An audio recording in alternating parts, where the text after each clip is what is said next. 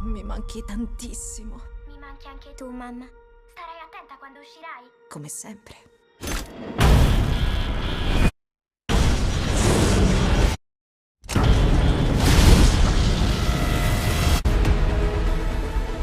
Astronauti affrontano fenomeni che non capiscono. È così che molti si smarriscono. Quando ero lassù, l'unica cosa a cui pensavo era tornare da mia figlia. Mi manchi, mamma. Starai attenta quando uscirai? Mamma, chi era? Eravamo io e te, poco prima dell'incidente. Noomi, how hard was to play such a complex and emotionally varied character as Joe, who is an astronaut, but also as a doctor, a psychologist, and above all, she's a mother. Can we say this is also a story about how this to what it means to be a parent of a child that a mother loves so desperately? Wow, good question. I mean, that was what I fell in love with Joe. Exactly that battle and the conflict, and that, you know, that she I feel very similar to her. I feel a great connection to her because I love my work so much, and I'm a mother, and I still haven't figured out how to make it work. And it's just, it's constant, it's friction, it's hard, it's heartbreaking, and it's love, you know? It's love for two different things, your child and your career.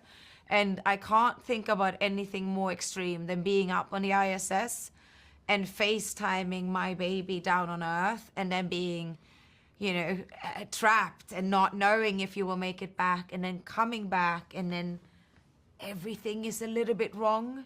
It's just like, it's sort of like my worst nightmare, but I love, I mean, Peter Harness writing, so layered, so complex, so brilliant, so human, and like, it's just like micro and like, it's just everything that I kind of want from a story. And it felt like a great blessing to be invited to his world. Jonathan, you play two identical twin brothers, Harry and Bud, both former NASA astronauts and heroes. But they had, at a certain time, a completely different lives. How complicated it was to play two characters who had similar lives, but then led to very different results? And how is the line between success and failure important in the life of your characters, of both characters? You know, first of all, I gotta tell you, you Italian kid, you talk with your hands. Yeah, I'm an Italian. Yeah. No, you know, I mean, Henry is one of those people, and I'm not sure I want to buy into this yet as an actor. One of those people who the power and the drive and the obsession with what he has is all important, even at the cost of other people's lives. Bud, pissed off, angry, left behind, and that's easy for me. that there are moments, I don't know how easy it is, but it's fun. Now I'm going to talk to you like that. Right? I just enjoyed both of them. And then when you get, I mean, there are things about Bud that you get off your chest. You get to do away with somebody. Here, you're my problem. I know how to take care of you, and you're gone. I'm still struggling with Henry's frustration. I have got just a last question for Noomi. How complicated were to play the zero gravity scenes in space? How complicated it is for an actor to stay focused on acting while you're being turned up and down as a roller coaster with your cables in your body and so on? Yeah, extremely hard. But I love a challenge, and we were training for it. I was training for months before, and the whole team was incredible. So it's really like, I'm just the little part in a big machinery, and I needed to really pass the point of not letting it stand in the way, to just feel like, you know, they are helping me, they are a part of my body, and I'm allowing them to guide me. We're dancing together, so I can go into the emotional space I need to be in. But it's definitely one of the hardest, most challenging characters and physical journeys I've been on. And I loved every moment. As a creative person, you're always hoping that a project you're involved in would be unique and defy comparison in some way.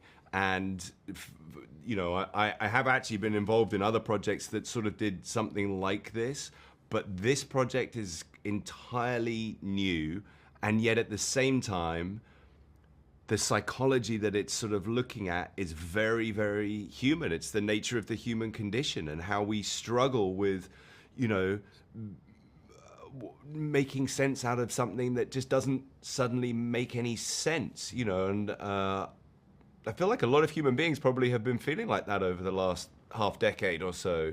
You know, the world just stopped making sense for a minute, and then we all had to sort of reconfigure it. Well, in this show, that's happening every 5 minutes. You know, just when you think you've got a handle on it, you don't have a handle on it at all. Well, I think his need to please, and I think every human has that, even if they're not willing to admit it. They want to please, and I want to be the best at my job, and I can identify with that. You know, being a former athlete, you know, you want to be the best, and I'm in charge of something that's very important, and, you know, this experiment can potentially change the world. And unfortunately, there's a catastrophic event that happens, and now it sends, you know, my character on a whole different path and a different roller coaster. And like what James said, Peter did a masterful job of keeping us in the loop, but also keeping us out of the loop to know what is going on. And it allows the viewer to also go through those same human emotions. There's things in your life that you wish you had an answer for that you have now that you wish you had that 10 years ago, you know, and so you experience these real raw emotions that human beings go through, and Constellation hits it right on the head.